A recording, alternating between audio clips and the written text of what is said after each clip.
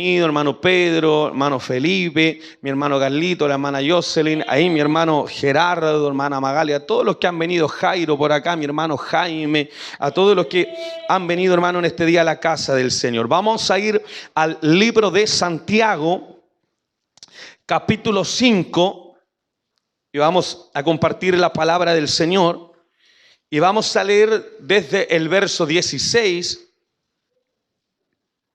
hasta el verso 18. Muchas gracias, mi hermano Héctor.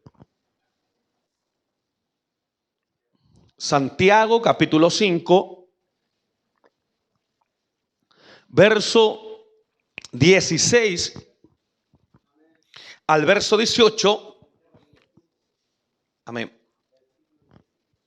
Y vamos a leer del verso 16, pero de lo que se conoce como la parte B. Usted sabe que la gran mayoría de los versos tiene un A y un B también. También tiene ahí una división de la parte B. Y dice así la palabra del Señor. En el nombre del Padre, del Hijo y del Espíritu Santo. Ahí puede apoyarse también en la pantalla si no tiene la Biblia. Y dice así la palabra del Señor. La oración eficaz del justo puede mucho. Elías era hombre sujeto a pasiones semejantes a las nuestras, y oró fervientemente para que no lloviese, y no llovió sobre la tierra por 3 años y 6 meses. Y otra vez oró, y el cielo dio lluvia, y la tierra produjo su fruto. Oramos al Señor. Padre eterno, creador del cielo y de la tierra, Señor y Dios de nuestra vida, le damos las gracias por esta maravillosa oportunidad de poder estar en su casa. Estamos comenzando una nueva semana, no solamente de trabajo, de actividades, del colegio de los niños y de los jóvenes, sino que también una semana de culto. En esta tarde hemos tenido la oportunidad de cantar, hemos tenido la oportunidad de orar y de bendecir su nombre, pero como pueblo y parte, Señor, de esta familia de la fe, necesitamos que usted también nos pueda hablar en esta tarde. A eso hemos venido, a cantar, a orar y a escuchar su palabra predicada. Le pido que usted pueda hablarnos con claridad y que me permita predicar la palabra, Señor, con gracia, Padre mío, con esa palabra fresca y ungida, y que en todo lo que podamos decir, en lo que somos y en lo que hacemos, podamos siempre glorificar, Señor, tu nombre. Le damos toda la gloria y toda la honra al Padre, al Hijo y a su Santo Espíritu. Amén y amén. Démosle la gloria al Señor. Gloria a Dios. Gloria a Dios. Sale más fácil reiniciarlo todo. Gloria a Dios para siempre. Amén. Bien, mi hermano, tome asiento y preste atención. Vamos a compartir una palabra en esta tarde que hemos titulado Elías, un hombre de oración. La oración para nosotros como hijos de Dios es de vital importancia. Cada vez que venimos a la iglesia, siempre está el espacio para poder orar. Generalmente todas las oraciones que realizamos en el culto se endosan en relación al culto, y por lo tanto, hermano, además de orar en el culto, en nuestra vida cotidiana, en nuestra vida diaria, nosotros también debemos estar orando de manera constante, no solamente por nuestras necesidades, no solamente por nuestra familia, sino que también la Biblia nos habla de una oración que es bastante importante, y es la oración de intercesión. Y es el espacio o es el momento cuando yo oro, pero en vez de orar por mis necesidades, en vez de orar y hacer presentes mis peticiones, yo ocupo esa instancia para poder orar por la congregación, por nuestra familia, por nuestros vecinos, por nuestro país, o por aquellos que están pasando momentos complejos en su salud. Entonces, esas oraciones siempre el Señor las va a escuchar. Debemos tener la claridad que cuando no tenemos el hábito de orar, lamentablemente se nos complica mucho más el poder hacerlo. Pero la Biblia nos habla a nosotros, hermano, de tener una disciplina disciplina. Nosotros tenemos que ser disciplinados en el momento de orar. Hay una gran cantidad de cristianos que ocupan la oración como el último recurso. ¿Qué lo quiero decir con esto? Que cuando están enfermos, entonces ahí recién comienzan a orar. Que cuando están pasando momentos de adversidades, ahí recién comienzan a orar. Que cuando están pasando problemas en la economía, es ahí donde recién comienzan a orar. Pero para nosotros, para usted y para mí, la oración no debe ser el último recurso, sino que debe ser una prioridad. No debo esperar que las circunstancias sean adversas para poder orar, sino que debo orar, hermano, escúcheme bien, de manera constante. En este texto que acabamos de leer de Santiago, partimos leyendo el verso 16 en la parte B, donde se nos dice que la oración eficaz del justo, cierto, dice la palabra de Dios, puede mucho.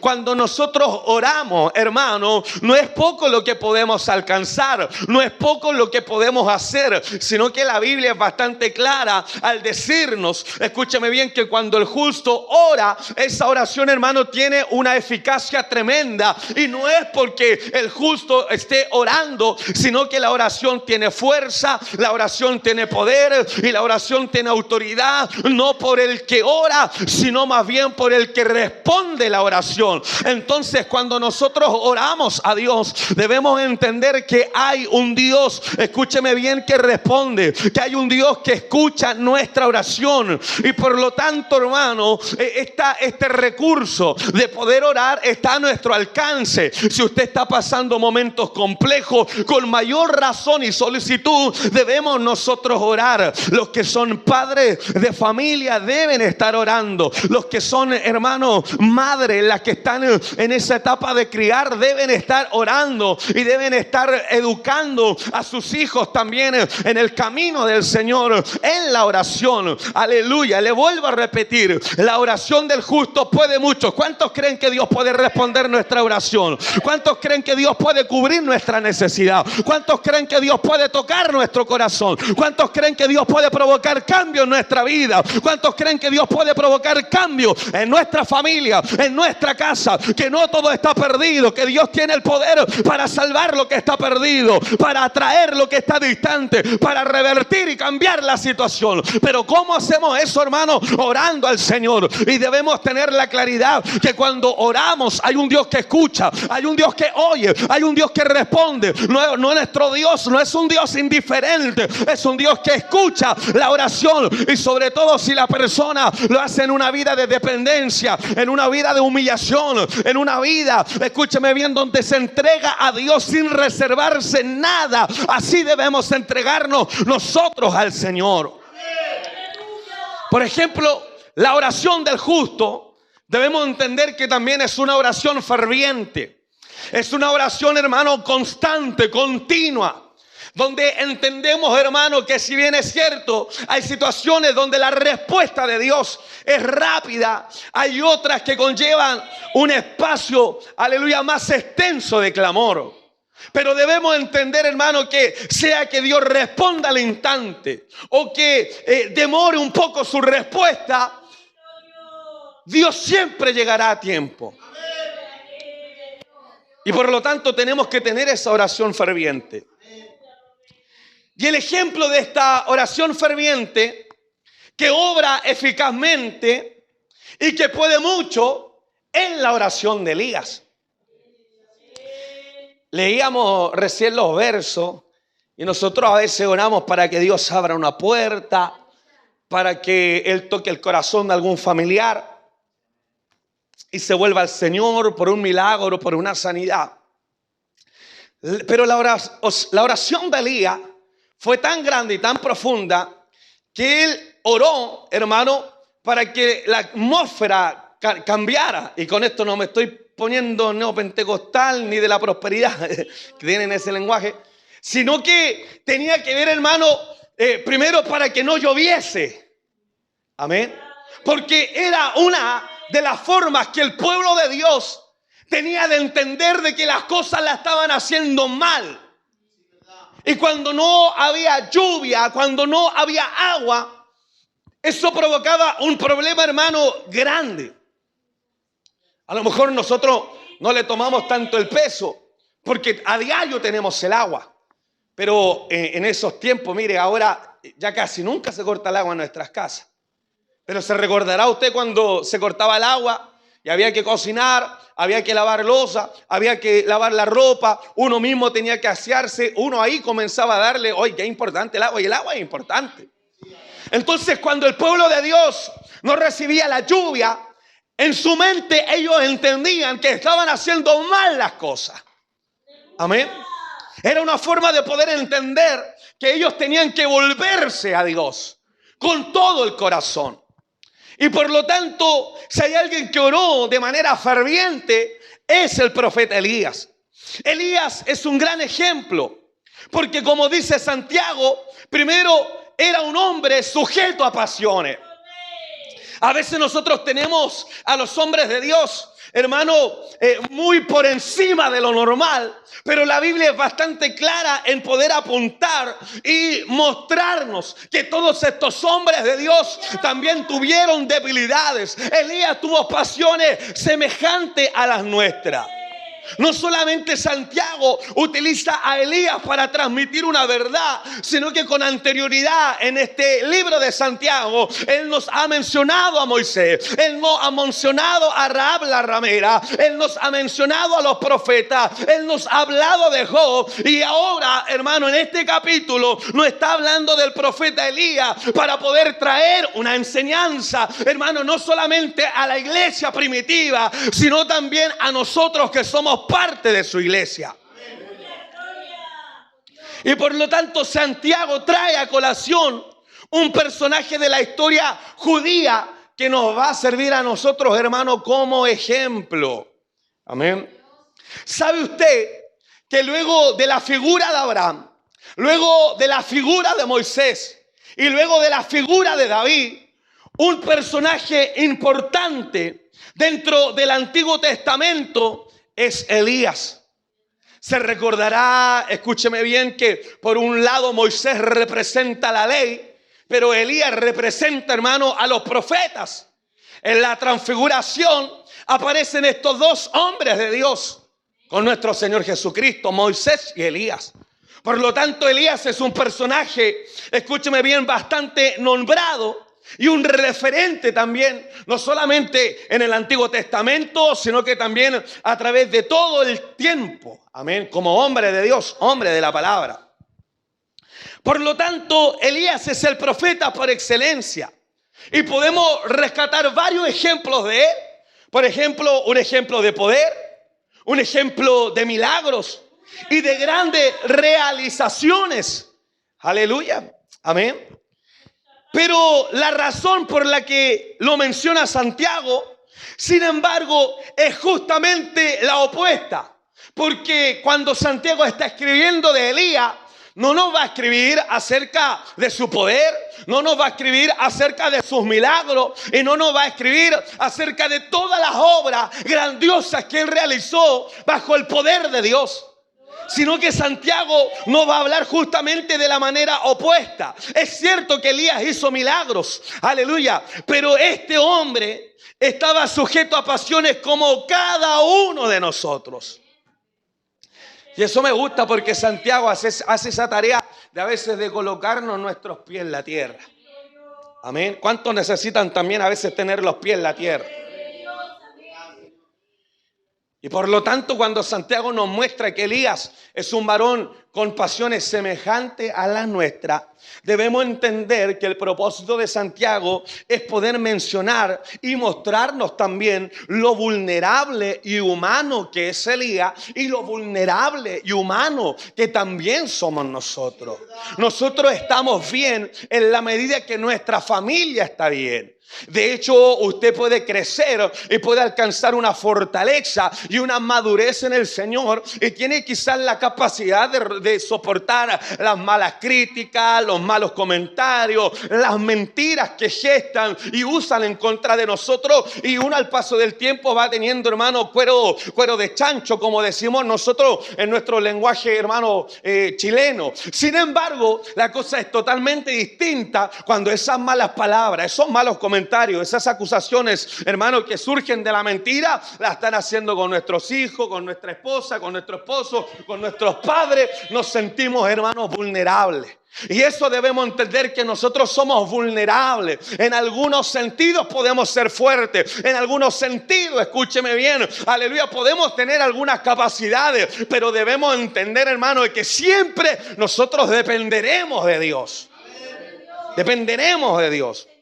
Por lo tanto, Santiago no se centra en hablar en el poder de Elías, en los milagros de Elías, sino que se va a centrar en poder mostrarnos la vulnerabilidad de Elías y lo humano que era este profeta de Dios. Por muy usado que fue, era tan humano como los de palabra de fe. Entonces Elías no era un hombre que hacía magia, no era un mago. Amén. Tampoco era un superhombre. Amén. Ni alguien que tuviera poderes especiales. Aleluya. Sino que en Dios y con Dios, aleluya, Elías era de temer. Amén. ¿Sabe por qué? Porque el poder de Elías era el poder de Dios. Y ese poder está a nuestro alcance. Gracias por ese amén lleno de convicción. Entonces el poder de Elías radicaba porque era básicamente el poder de Dios. Amén. Pero le vuelvo a repetir, Elías era hombre de pasiones como nosotros. Y Santiago conocía muy bien la referencia hecha sobre Elías y la compara con los atribulados en el tiempo de Santiago y ahora también con nosotros. Amén. A Elías le había entrado en su corazón una depresión tan fuerte que él, en sus propias palabras, deseaba morir.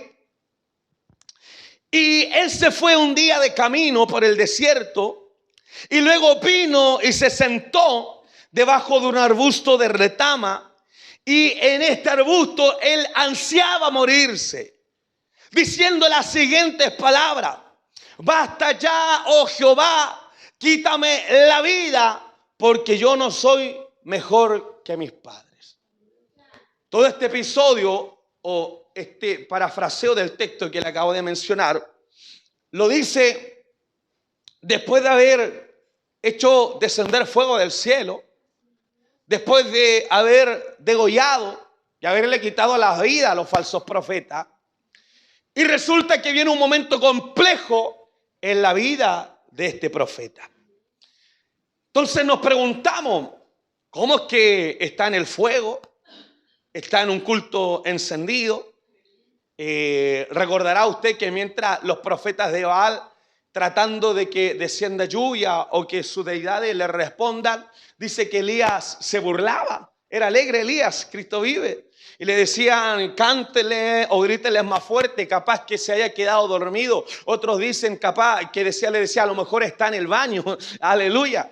Pero de repente, hermano, todo ese momento de empoderamiento del poder de Dios, de gozo, de alegría, hermano, nos muestra este lado vulnerable y el lado humano. El lado, escúcheme bien, el lado que muchos esconden. Amén, porque a veces también nosotros cometemos el error de presentarnos fuertes delante de los hombres. Y peor aún, hay muchos que tienen la osadía de presentarse fuerte delante de Dios. Y nosotros no podemos cometer ese error, porque le vuelvo a repetir, dentro de nuestra humanidad somos vulnerables. El apóstol Pablo decía que él era un hombre débil. El apóstol Pablo decía que lo débil del mundo, lo necio del mundo, escogió Dios para avergonzar a los sabios. Pero ¿sabe cuál es la diferencia? Aleluya, hermano, el apóstol dice en sus cartas que nosotros somos vasos de barro, aleluya, pero por dentro cargamos un peso de gloria. ¿Para qué? Para que la gloria sea siempre del Señor. Entendiendo, hermano, que el poder de Dios se perfecciona en medio de nuestras debilidades.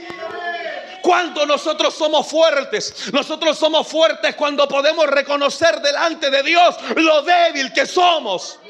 Por eso el profeta decía, diga el débil, fuerte soy, porque nuestras fuerzas no son propias, las fuerzas vienen de Dios. Aleluya. Por lo tanto, cuando usted se sienta débil, no cobre miedo, que no le gane el miedo. que usted pueda armarse de valor y de fe. Y en medio de la adversidad, en medio de las circunstancias de alto riesgo que le está tocando vivir, pueda entender que en Dios tendremos fortaleza, que Dios nos dará la fuerza, la sagacidad para poder sobrellevar cualquier dificultad que pudiéramos pasar. Y nos tomamos las promesas de Dios. Cuando dice la palabra que Dios nunca nos dará también una carga que no podamos llevar. Parece que fuera difícil, parece que no es sostenible. Pero si Dios lo está permitiendo, es porque Dios también le está permitiendo a usted obtener y recibir de Él el poder para sobrellevar esas dificultades. Aleluya. Entonces, después de pasar este episodio de fuego, de matar a los falsos profetas, nos deberíamos preguntar, ¿y por qué ahora Elías quiere restarse la vida? ¿Por qué ansiaba morirse? ¿Cuáles fueron las causas y las circunstancias que tuvo él que sobrellevar? Y yo quiero hablarle acerca de 4 realidades que se desprenden de la humanidad de Elías. Y como Elías era humano, también tienen que ver con nuestras realidades. Amén. Por eso que se hace esa lectura, hermanos, que cuando usted es constante, tiene esa prontitud para servir a Dios, lo que usted está reflejándole al Señor es lo que realmente usted, como dice aquí, de la abundancia del corazón habla la boca, que usted depende de Él. Depende, por eso estamos acá, porque dependemos de Él. Por ejemplo, ¿usted por qué no deja de trabajar? Porque si falta un día al trabajo, usted pierde, ¿cierto? Y usted, no estamos para perder dinero. ¿Cuántos dicen amén? No estamos para perder dinero. Entonces, eso también es con el Señor. Cuando todos los días vamos delante del Señor, le estamos tratando de decir lo mismo, que sin Él no podemos vivir. Es verdad, necesitamos dinero. Es verdad, necesitamos trabajar para poder surgir, para que nuestros hijos surcan. Pero hay una necesidad primaria en nosotros, hermanos. Aleluya, que es poder tener a Dios en nuestro corazón y sentir que su presencia nos acompaña en cualquier momento. Entonces, hay 4 realidades que se desprenden de la humanidad de Elías. Y la primera realidad que se desprende de Elías es poder entender que Elías era un hombre, ¿cierto? Un profeta de Dios. ¿Cuánto entienden que Elías era un profeta de Dios? Pero con problemas y dificultades igual que los de palabra de fe. Ahí ya tenemos algo a favor. Elías también tenía problemas. Elías también tenía dificultades. No es sencillo, hermano, armarse de valor y tener la osadía para desafiar a todos los falsos profetas. Amén. Tenía, por lo tanto, problemas y dificultades. Y eso es lo que dice Santiago, predicándole a sus receptores. Elías tenía problemas, Elías tenía dificultades como las que están pasando ustedes y como las que estamos pasando nosotros. Pero todas esas dificultades las sobrellevó en la oración. ¿Sabe usted que a Santiago, que el que está escribiendo es el hermano de Jesús, se le conoció como el rodillas de camello? ¿Quién ha visto los camellos? A lo mejor no nos fijamos mucho en las rodillas, pero ellos las tienen deformadas.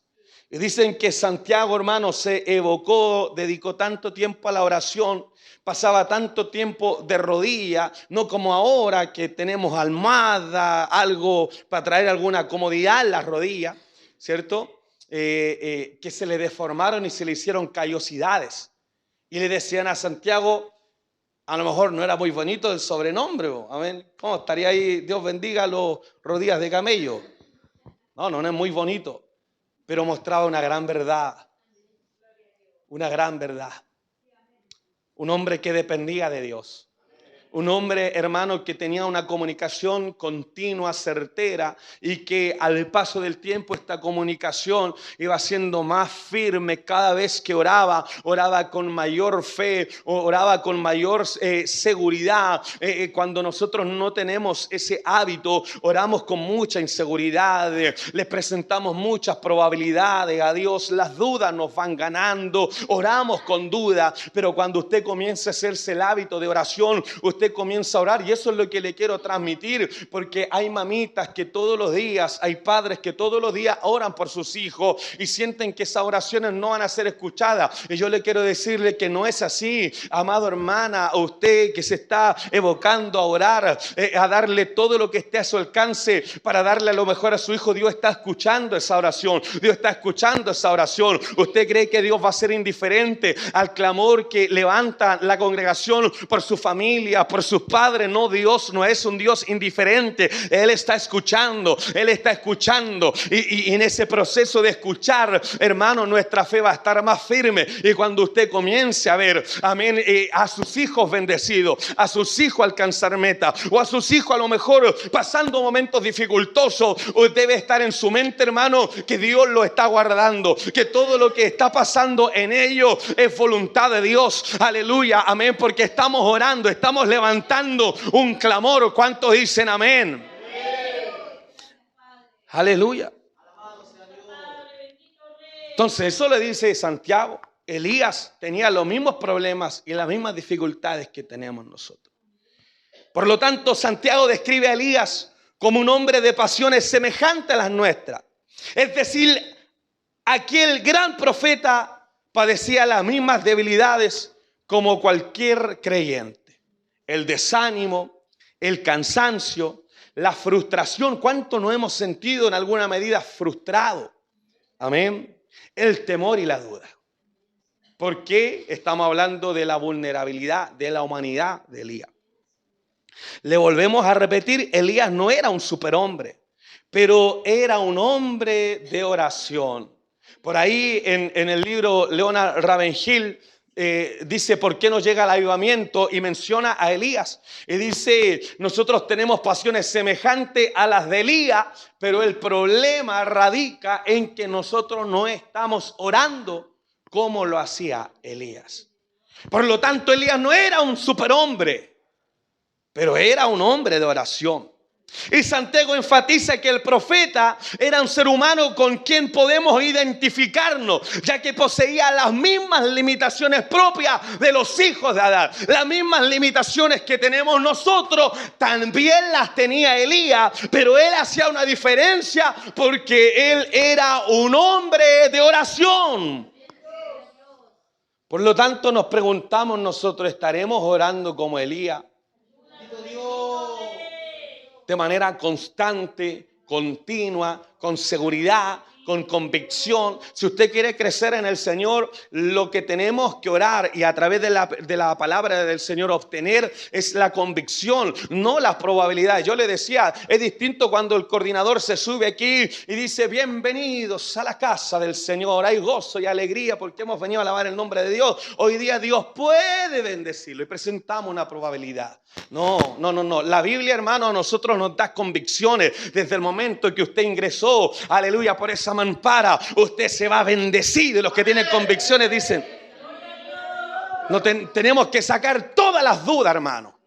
Porque no estamos fundamentando nuestra fe en lo que nosotros podemos hacer. Nosotros no podemos alcanzar nada. Nuestra fe está fundamentada en el Hijo de Dios. Aleluya. Y en Él solamente hay verdad. En Él hay firmeza. En Él está el buen fundamento. Él es la roca que nos sostiene y nos levanta.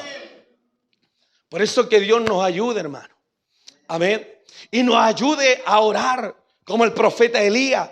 Mis queridos hermanos, mis hermanas, volvamos a la oración, volvamos al clamor y que podamos entender que para este tiempo el brazo de Jehová nos ha cortado para salvar y que Dios sigue escuchando. A veces los coordinadores cuando estamos cantando y el culto está bonito, ocupan cosas que no sé de dónde las sacan. Y dicen, los ángeles están haciendo un silencio, amén, para escucharlo a ustedes. Yo no sé si hacen silencio, no, hermano, pero Dios no tiene problema. Yo tengo problemas. A mí tienen que hablarme de a uno y a veces hablándome de a uno no entiendo. Pero Dios no tiene problema con eso. Le hablan de 10, de 20, de millones y Dios se escucha. Si Él dice la Biblia que Él llama a las estrellas por su nombre. Él sabe, hermano, quiénes somos. Él, hermano, que el Señor nos bendiga, tiene un poder que no es como el poder del hombre. Y ese Dios sigue escuchando. Nosotros tenemos que clamar. Una segunda realidad tiene que ver con poder entender que Él sufrió una terrible depresión. Todas las enfermedades van pasando diferentes etapas y van avanzando, y claramente en el avance es más compleja la situación. Y este hombre de oración, este hombre de ayuno, este hombre de la palabra, este hombre que tenía una cercanía íntima con Dios, tuvo un momento también de depresión. Debido a los retos de su ministerio como profeta de Dios, porque los retos, los desafíos que tenía él como profeta eran muy grandes. Recuerde que Elías es uno de los primeros profetas que llama, amén, a los que dudan. Amén, sí, porque el pueblo pensaba que podía servir a Dios y podía servir a los dioses de Baal. Y Elías comienza a decirle, no, aquí la situación no es así. O ustedes sirven a Baal o ustedes sirven a Dios. Pero para hacer ese llamado había que tener una convicción. Y por lo tanto el desafío de Elías, el reto que tenía por delante era, aleluya hermanos, que el Señor nos bendiga, gloria a Dios, bastante grande. Y la vida también, a todos nosotros, amén, la vida también a nosotros nos presenta retos y desafíos. Amén, en su labor, cierto, de madre, que usted nunca deja de ser madre. Imagínese, 36 años y sigo haciendo el regalón. Aleluya, gloria a Dios. Amén. Dijo, a ver la pastora, a ver. Como hombre hay desafíos, somos retos, no nos podemos quedar, no nos podemos dejar de trabajar, no podemos de traer el sustento para la casa, hay desafíos. Amén. Y cuando usted a lo mejor inclusive hermano, no solamente en la etapa de joven, en la etapa de adulto, sino aún en la tercera edad, son los desafíos para poder convivir y vivir en esta sociedad, también son de alto riesgo, porque todo carece. También tenemos desafíos de por medio. Y cuando no tenemos esa fe equilibrada, los grandes desafíos, hermano, nos van encerrando a nosotros. ¿Y qué es lo que sucede cuando las metas no son alcanzadas? Cuando los objetivos no son alcanzados. Amén. Cuando el amor no es correspondido. Amén. Cuando nos enfermamos. Cuando llegan las malas noticias. Cuando no nos alcanzan. ¿Cómo nos angustiamos, no? ¿O quién dice, hoy estoy contento y estoy tan enfermo? No, nadie dice eso. O estoy tan contento, no tengo dinero. No, nadie dice eso. Entonces, cuando las metas y los desafíos que tenemos por delante no los vamos alcanzando, nos vamos angustiando. Y esa angustia, hermano, cuando no es suprimida por el poder del Espíritu Santo, se va acrecentando en nosotros y va despertando, hermano, angustia, depresión. Y eso es lo que le ocurrió a Elías. Le vuelvo a repetir, la vida nos presenta grandes retos y desafíos, pero esos desafíos tenemos que tomarlos con fe. El tiempo de Elías, y a causa de la apostasía de Israel, Dios castigó al pueblo con una larga sequía. Esto está descrito en Primera de Reyes, en el capítulo 18. Amén, ya el capítulo 19 también aparece mencionando algo ahí. Y dice que esta sequía fue de muchos días, pero que Santiago afirma que duró 3 años y 6 meses. Dios hizo uso de su prerrogativa como soberano del pacto y castigó a Israel hasta que hubo arrepentimiento en aquella nación. Elías llamó a la nación a poner en práctica el principio que más tarde sería enunciado en Segunda de Crónicas capítulo 7, Pastora Belén, verso 14.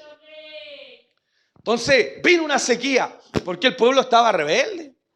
O sea, mire, yo le digo esto bastante sincero. Si usted no está buscando de Dios, si usted no está orando, si usted no está participando, si usted no está, hermano, creyendo en el Señor con todo su corazón y se compra un auto, y se compra una casa, y le van en el bien en el trabajo, no llame bendición. No lo llame bendición. Porque la bendición son para los que están cerca de Dios. Amén. Lo que decíamos ayer, y si está sufriendo, y si está enfermo, y si está endeudado, y si tiene problemas, y todo eso está permitiendo que usted se acerque a Dios, aunque no lo entendamos, es bendición. Porque nos estamos viendo a buscar más del Señor. Entonces, este pueblo había desobedecido. Amén. Y Elías comienza en este trabajo de intercesión y le da esta palabra, ¿cierto? Que es un principio, el principio de la humillación. Si se humillara mi pueblo, sobre el cual mi nombre es invocado, y oraren y buscaren mi rostro y se convirtieren ¿de qué cosa? De sus malos caminos. Entonces yo iré ¿de dónde? Desde los cielos. Perdonaré sus pecados y sanaré su tierra. Amén. Cristo vive. Amén. Posteriormente a esa confesión, aleluya, manifiesta fue que Elías oró pidiendo lluvia del cielo. Es importante observar que hubo primero un arrepentimiento del parte del pueblo de Dios y un acercamiento a Dios, según Primera de Reyes capítulo 18 verso 39. Ahora ponga atención, porque Elías no está pidiendo que alguien se sane. Elías no está pidiendo que alguien reciba un milagro. Elías no está pidiendo que algunas puertas se abran. No está orando por un milagro financiero, económico. Elías está diciéndole al Señor que deje de llover. Mire, que deje de llover. Y unos dicen ya, paró de llover un día, 2 días, 3. Es casualidad. Pero el resultado fue de 3 años y medio. Los 3 años y medio, ¿usted cree que Elías oró? Señor, en esta tarde oro para que no llueva durante 3 años y medio y después se fue. ¿Qué hizo en esos 3 años y medio? Estuvo orando. Porque no era una oración temporal, era una oración continua.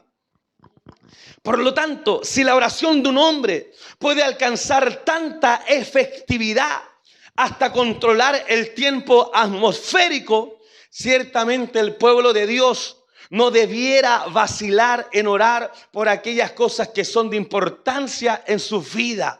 Mis hermanos, mi hermana, el poder de la oración llega mucho más allá de lo que nosotros podemos imaginar. Usted está orando para que sus hijos lleguen acá y vamos a quedar con la boca abierta, porque no solamente, hermanos, van a llegar, sino que usted los va a ver activar, usted los va a ver predicar, usted los va a ver cantar, usted los va a ver. Yo le estoy hablando a gente de fe en esta hora, a gente que cree que Dios puede revertir la situación. Yo le estoy hablando a gente que cree que Dios puede cambiar la circunstancia, de que no todo está perdido, aleluya, porque Dios tiene poder y ese poder lo tiene de sobra. Mis amados hermanos, el poder de la oración llega mucho más allá de lo que podemos imaginar.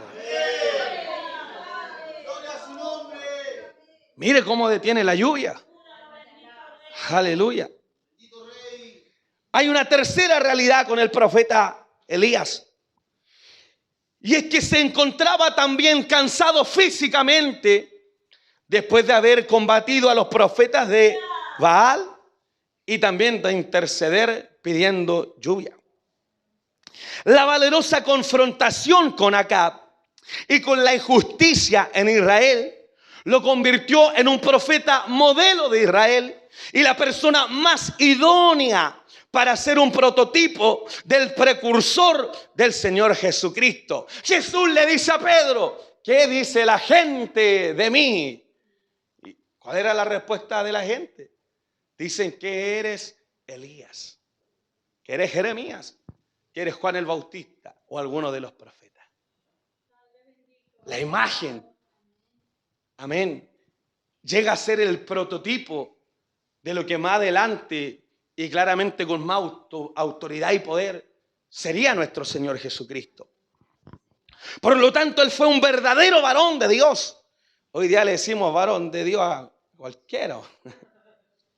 Aleluya. Pero Él fue un verdadero varón de Dios, que hablaba no como alguien que procura complacer a los demás, sino como un fiel siervo de Dios. Hablaba la palabra de Dios. Amén. No andaba con indirecta. No era una persona manipuladora. Tenía un interés en su pueblo, no en sus pertenencias, no en su dinero, no en su riqueza. Tenía interés en el pueblo, porque su Dios era un Dios que tenía interés en el pueblo. Por lo tanto, Elías retó al pueblo a tomar una decisión definitiva entre seguir a Dios o seguir a Baal. Los israelitas pensaban que podían servir a ambas deidades al mismo tiempo, y Elías los corrige, los instruye. Esa realidad no es viable. O servimos a Baal, a los dioses paganos, o sirven a Dios.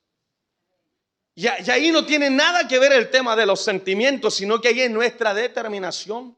Y eso es lo que también debemos trabajar, las convicciones, le vuelvo a repetir, porque cuando usted tiene convicciones, usted sabe que venir al culto es una bendición. Amén. Y cuando usted tiene esa convicción, así como usted cuando no va a trabajar y pierde un día de trabajo, más dice, no, pierdo los bonos, me descuentan todo, pero descuento, no, mejor vamos y nos quedamos hasta 0 horas extra. Así también tiene que estar la convicción. Por eso, mi hermano, yo le entiendo que a veces no pueda venir al culto, pero haga el ejercicio en su casa de apartar un momento, de tener un momento devocional, de lectura de la palabra, de oración, hermano, porque si no también vamos a perder. Amén. ¿O usted cree que no, yo estoy cansado y no voy nomás, total, me congrego el jueves, es retroactivo? No. Tenemos que estar buscando también al Señor. Amén. Por eso, mire. Mire, si Elías era igual que nosotros, con debilidades, problemas y dificultades, amén, con miedo y temores, pero también con cansancio. Amén, ¿cuántos han llegado cansados? Preguntamos el domingo. Sí, no solo el domingo, pastor, el martes, desde hace todo el año he llegado cansado. Amén, pero está ahí, po. La determinación, la convicción. Estoy cansado, como dice Gedeón cuando va, aleluya, persiguiendo a los príncipes, a los reyes para poder restarle la vida. ¿Qué le dicen a Gedeón? ¿Cómo estoy? Gedeón dice, estoy cansado, pero aún sigo persiguiendo. Amén, así estamos nosotros, cansados, Señor, pero aquí estamos, alabando tu nombre. Aleluya. Entonces, no servimos a Dios a través de los sentimientos ni de las emociones, sino a través de la determinación. Amén. ¿Cuántos ya han sido determinantes? Vamos a servir a Dios. Venga lo que venga. Amén. Aleluya. Amén. Gloria a Dios. No me recuerdo si es Policarpo, cuando lo están, hermano, a punto de quemar en la hoguera, y en la situación de condena, los guardias fueron conmovidos y le decían a Policarpo, arrepiéntete, reniega contra tu Señor y te perdonarán la vida y no terminará en esta hoguera. Y Policarpo decía, ¿cómo voy a renegar de un hombre que solo me ha hecho bien? Y el guardia le decía, necio, ¿cómo no puedes entender de lo que, aleluya, te puedes librar? Y Policarpo le dice, no, necio eres tú, que tiene una mayor condenación. ¿Cómo vamos a renegar nosotros de alguien que nos ha hecho tan bien? Cuando no tenemos esas convicciones nos da vergüenza decir que somos cristianos. Amén. Pero cuando tienes convicción le dicen ustedes cristianos y como, para la gloria de Dios. Aleluya.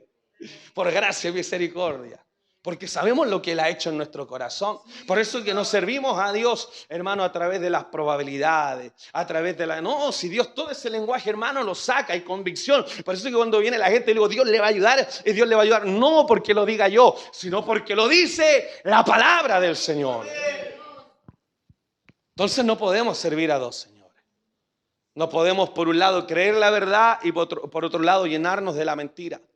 No podemos, hermano, vivir para Dios y pretender vivir para esta sociedad que cada día, hermano, vive más distante del Señor. Amén. Usted ve a los jóvenes, 12, 13 años, hermano, pero se saben unos garabatos, hermano, una ordinariez para hablar. Usted sabe que nuestro español, hermano, es difícil de poder entender dentro de todo el español que se maneja en Latinoamérica, porque ocupamos mucho chilenismo y como si fuera poco, nosotros dentro de la iglesia también tenemos los propios que ni aún los chilenos lo entienden. Cristo vive. Amén. Pero no servimos a Dios a través de la... No, hoy día yo no sentí venir a la iglesia. Amén. Pero uno tiene que venir igual. Yo estoy poniendo un ejemplo. Una vez hoy el pastor no quería venir. No, si yo quiero venir siempre. Yo quiero venir siempre. Amén. Amén. Estoy poniéndole un ejemplo. Puede estar orado y mira, el pastor no quería venir hoy día. No. Pero tiene que estar la determinación. ¿Esté cansado o no esté cansado? ¿Haya tomado 11 o no haya tomado 11? ¿Me alcanza el dinero o no me alcanza el dinero? Amén. Cristo vive. Entonces Elías estaba cansado, hermano, si el trabajo de él era agotador, como el trabajo suyo, si no es fácil en sus labores que hace, hermano. Amén, ya sea los que trabajan en el comercio, los que tienen su trabajo dentro de una oficina, los que trabajan con... Hermano, hay gente que es odiosa, amén, y a lo mejor nuestros hermanos que trabajan en el comercio no tienen un jefe, son sus propios jefes, pero tienen que aguantar a cada, iba a decir a cada vieja, pero a cada persona. Aleluya. Yo mismo pues digo, la paciencia, hermano. Yo voy a comprar el negocio y están ahí las señoras, ay, vecino, ¿y qué puedo cocinar hoy día? Y preguntándole ahí. Y todos para atrás la fila esperando, hermano, va a ser atendido. Cristo vive. Entonces estaba cansado, hermano. Sus jornadas son agotadoras, son largas, son extensas. Muchos de los trabajos son bajo presión. Amén. Y esta sociedad que cada día nos oprime genera un cansancio. Pero aquí en la casa de Dios, a través de la palabra y por medio de su presencia, nuestras fuerzas son renovadas. Elías tenía pasiones semejantes a las nuestras, pero era un hombre que oraba y de parte de Dios recibía respuesta, recibía fuerza, recibía, hermano, la provisión del Señor. Hay una cuarta realidad. No solamente tenía problemas, dificultades, no solamente se presentaron las dudas, no solamente se presentó en la vida de Elías el cansancio, sino que también sintió miedo. Sintió miedo al igual que cualquier persona a quien le quieren dar muerte sus enemigos. Porque él tenía una sentencia de muerte. La bruja de Jezabel puso precio a su cabeza. Y Elías tiene miedo. Y este miedo, hermano, no es a secas. Porque Jezabel ya había matado a hombres de Dios. Ya había matado a profetas de Dios. Y por lo tanto, él, hermano, siente un miedo a esa mujer. Aleluya. Y comienza a arrancar. Hay momentos de desesperación que también, hermano, nublan nuestra mente.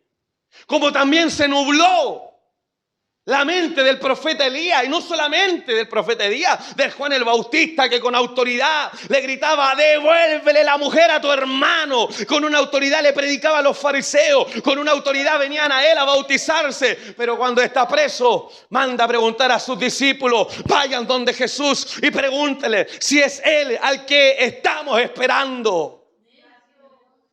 Me gusta la respuesta de Jesús. Siempre he querido predicar ese mensaje, lo vamos a predicar. Porque Jesús le pudo haber respondido, sí, yo soy y nada más. Pero ¿sabe cómo le responde Jesús? A través de la palabra. Dígale que los enfermos está siendo sanado, que a los pobres le está siendo predicado el evangelio. Entonces cuando Jesús le responde por la palabra, amén, Juan el Bautista tiene esa convicción, le vuelve el aliento, le vuelve la fuerza, le vuelve la vitalidad. Ya no importa si estoy preso y aleluya, y si me van a decapitar, no importa, porque lo que tanto predicamos, lo que tanto anunciamos, hoy día se ha cumplido delante de mis ojos, dice, aleluya, Juan el Bautista, una convicción, pero también en los momentos de adversidad se le nubló la mente, también lo visitaron las dudas y el miedo. Y algo que también nos pasa a nosotros. No hemos estado en culto, hermano, que cuando el predicador suelta una palabra, los hermanos, pero están sentados y dicen, amén, te la agarran, por más llegan a saltar. Pero cuando vienen, hermanos, los momentos complejos, nos llenamos de miedo, pastora Belén, ¿o no? Mano Daniel, participe del mensaje. Mana Magali, mana Anita, mana Catalina. ¿Vienen los miedos o no vienen los miedos? A vos te decís, no, pastora, estoy vacunado con los miedos. No, si vienen los miedos, vienen los temores. Amén. Y nos nublamos. Nos olvidamos de que Dios ya ha respondido.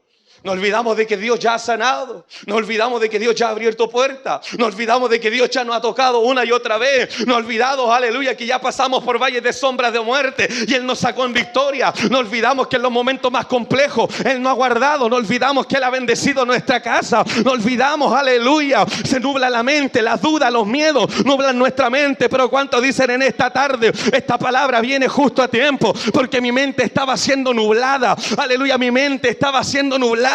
Pero en esta hora el Señor me trae a la memoria su poder, porque el poder de ayer es el mismo poder de hoy. Dios sigue sanando, Dios sigue libertando, Dios sigue rompiendo las cadenas, Dios sigue provocando milagros y Dios sigue escuchando la oración de su pueblo. La oración eficaz del justo puede mucho. ¿Cuántos dicen amén? Amén. La expresión de fe de Elías y las victorias sobrenaturales del capítulo 18 de Primera de Reyes estuvieron seguidas por el temor. No solamente por el temor, sino también por una huida que hizo el profeta para salvar su vida, y además el desánimo. Todo como resultado de la intención de Jezabel de destruir la vida del profeta. Elías, vencido por el agotamiento, vencido por el desánimo y vencido por la aflicción, le pidió a Dios que lo liberara de la pesada obligación profética y le permitiera un reposo celestial. Es como cuando nos pasa a nosotros, para que usted pueda entender, cuando son tantos los problemas y dicen que nuestra oración varía. Cuando usted tiene todas las cosas a su favor, usted no está muy interesado en que el Señor venga luego, porque usted está bien. Pero cuando estamos pasando momentos complejos, ¿quién no ha dicho, Señor, ven luego, por favor? Algo así, pero en mayor intensidad, era lo que le estaba pasando al profeta Elías. Porque había un agotamiento, porque había un desánimo, porque había una aflicción. Por eso le pedía a Dios que lo liberara de esta obligación profética y que de alguna manera le trajera un reposo. ¿Y por qué Elías estaba profundamente desanimado? Así como el miedo no era un miedo a secas, porque Jezabel tenía esa capacidad, esa facultad, las armas para poder restarle la vida. El que esté desanimado también respondía a una serie de circunstancias. Porque él pensaba que había fracasado. Porque aunque mató a todos los profetas de Baal, este pueblo seguía siendo un pueblo idólatra. Él había esperado la conversión de todo Israel. Y posiblemente, dicen algunos escritores, que con esta tremenda hazaña de descender fuego, de quitarle la vida a los profetas, dice, con esto hasta Jezabel se convierte. Y resulta que Jezabel no se convirtió. Jezabel se hizo más bruja. Aleluya. Y le puso sentencia. Aleluya. Por lo tanto, él se sentía fracasado. Y por lo tanto también él tuvo que huir para salvar la vida. De alguna manera la esperanza, el esfuerzo y la lucha de toda su vida parecía estar terminando en fracaso. Por eso es que estaba desanimado. Y lo segundo es que él estaba solo. Había una soledad de por medio. Él sintió que estaba solo en el conflicto por la verdad y la justicia de Dios. Y se lo dice delante de Dios: han matado a todos tus profetas y solo yo he quedado. Se sentía solo. Hemos predicado de Elías, de su poder, del fuego, de cómo desciende el fuego. Pero cómo nos hace a nosotros sentido el ver que era un hombre igual que nosotros, con las mismas dificultades, con los mismos miedos, con los mismos temores. Y como si fuera poco, había un agotamiento físico. Porque después de todo lo que le sucede, él tiene que hacer un viaje que no solamente es difícil, sino que también es un viaje largo. Acompáñeme, hermano Daniel. Ahora, ¿qué hacemos, hermano, con todas estas situaciones? Volvemos a repetir. La oración eficaz del justo puede mucho. más allá de lo que nosotros imaginamos. Que se lo he dicho yo, hermano, en otras predicaciones, que cuando Dios responde nuestras oraciones en su generosidad, no solamente las responde, sino que nos da más de lo que pedimos. A ver, levánteme la mano en los que han pedido más. Amén. Como la pastora Belén, que pidió un buen esposo y Dios se pasó. Aleluya. A ver, gloria a Dios. A ver, para que se ría.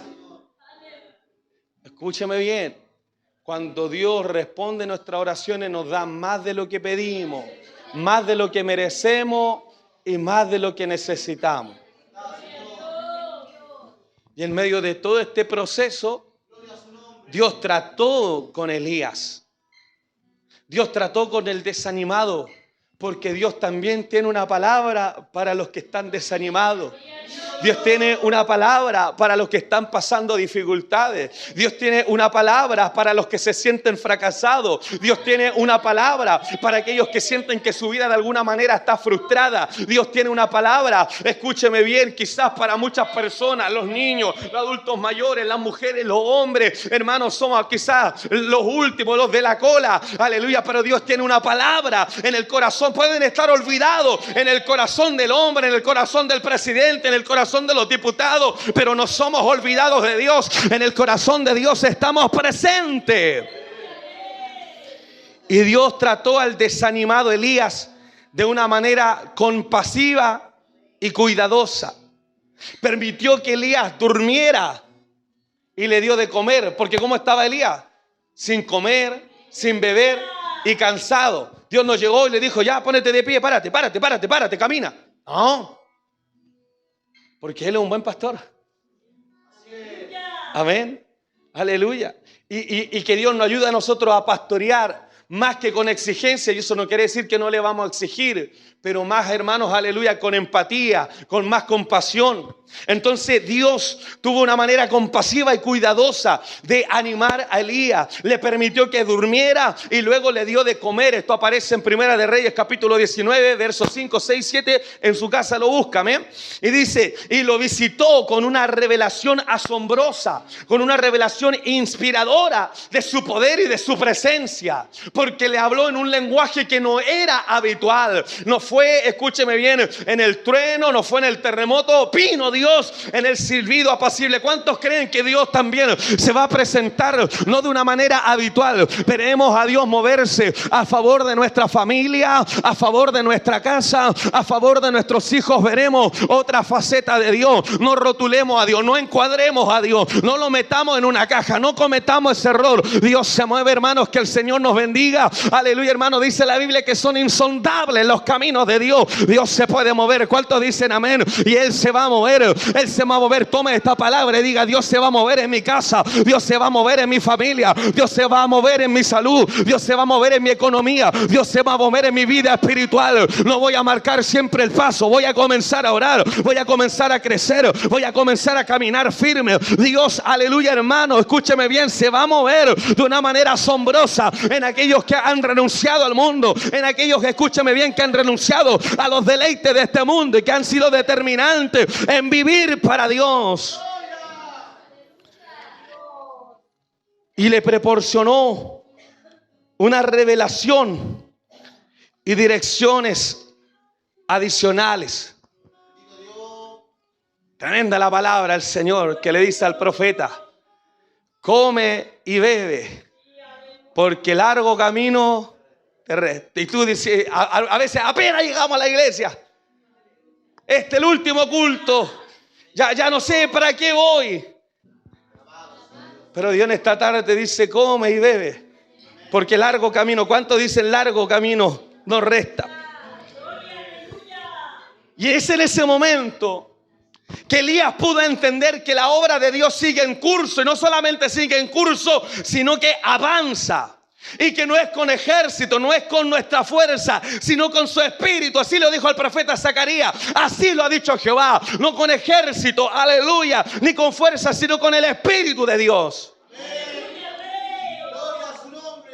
Por eso que la oración eficaz del justo puede mucho. Termino con esto. La oración de los justos los acercan a Dios. Les abren camino a la vida llena del Espíritu. Les dan poder para el servicio cristiano y para la devoción cristiana. Los edifican espiritualmente. Les dan discernimiento de la provisión de Cristo para ellos. Los ayuda a vencer a Satanás. Les aclara la voluntad de Dios para ellos. Los capacita para recibir dones espirituales. Los pone en comunión con Dios. De Dios reciben gracia, misericordia y paz. Llevan a los perdidos a Cristo, les traen sanidad, los liberan de las adversidades, glorifican a Dios con alabanza y con acciones de gracia y los hacen conscientes de la presencia de Cristo en ellos. ¿Y cómo entendemos todo eso? En la oración, porque la oración del justo puede mucho. Como si fuera poco. Una razón más muestra la importancia de Elías como ejemplo de oración. Así como una sola persona mancha la comunidad de fe con su pecado. Ahí tenemos en el libro de Josué el caso de Acán. Así, una sola persona de oración mejora la comunidad y la levanta hasta ponerla en comunicación con Dios. Esta es la razón por que la oración del justo puede mucho. Un solo justo en su pueblo, en su comunidad, en su nación, puede levantar su nación, puede levantar su comunidad. Gloria a su nombre. Por un puñado de justos, Dios hubiera perdonado a Sodoma y a Gomorra.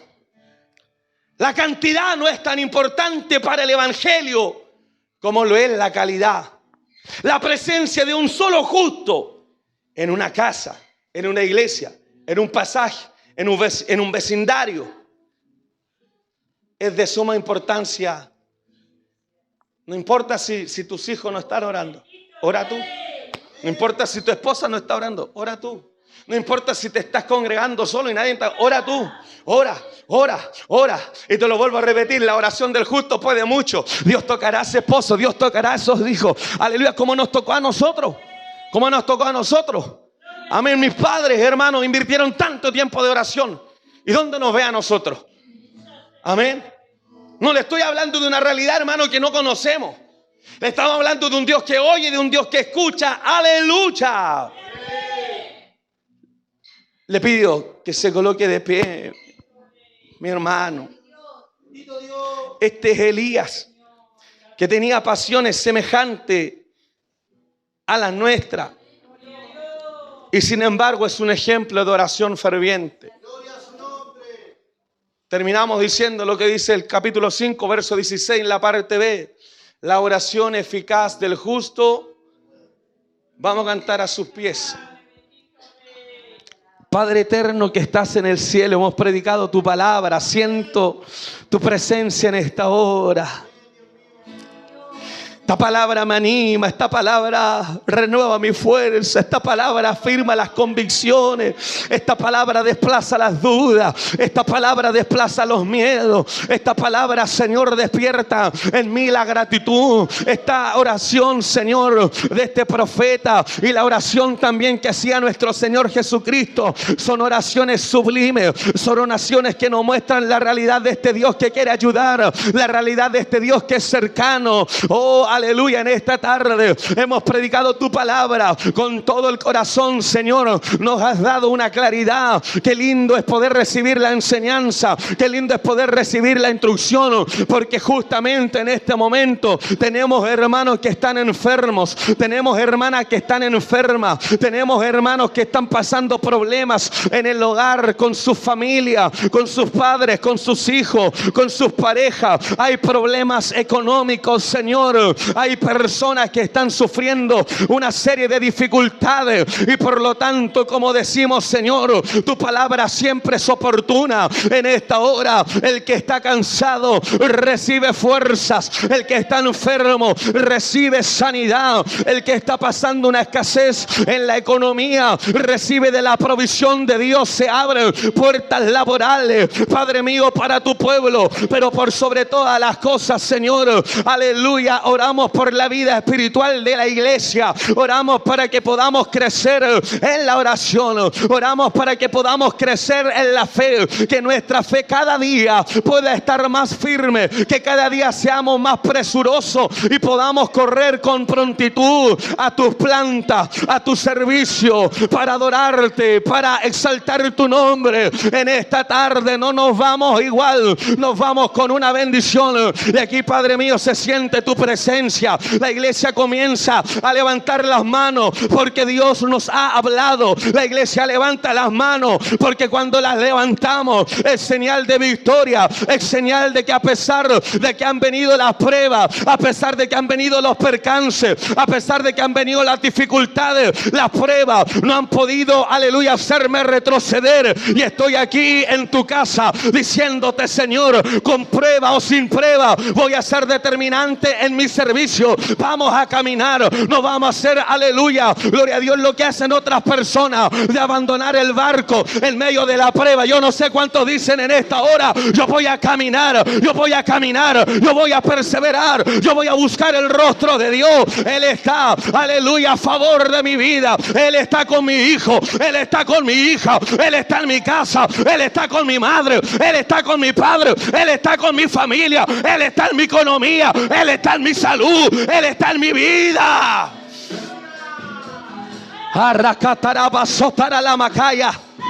La oración del justo puede mucho.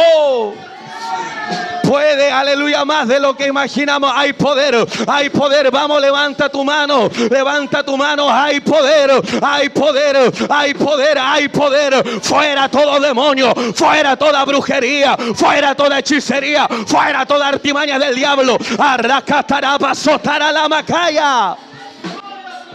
Hay alabanza, hay alabanza, hay adoración, hay adoración. Aleluya, gloria a Dios. Dígalo conmigo: a tus pies.